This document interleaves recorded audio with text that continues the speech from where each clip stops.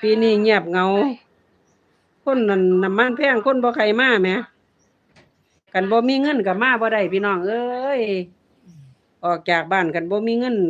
ติดกระเป๋าพ่อหมื่นนี่บ่มาไหวเลย เกิดรถเป็นอีหยังว่านั่นของเบิดส่วนสุแนวเลยเด้อตนศาสตร์สู่ๆไปนำกันเด้อพี่น้องเป็นกำลังแรงใจให้จังเฮาเอามาใช้คือเก่าของใช้ชีวิตประจำวันเนาะพี่น้องเนาะกันบ่มีน้ำมันก็ออกเดินทางบ่ได้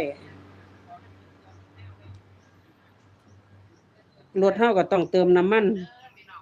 แพงปานใดก็ก้มหน้าก้มตาหาเงินเอาไปเอามาผู้อยากมาบ้านก็บ่ได้มาได้อดทนว่าเงินคุมื้อมันนั่นเนาะพี่น้องเนาะน้ำมันแพงหลายร้อยหนึงก็ใช้บ่พอมื้อ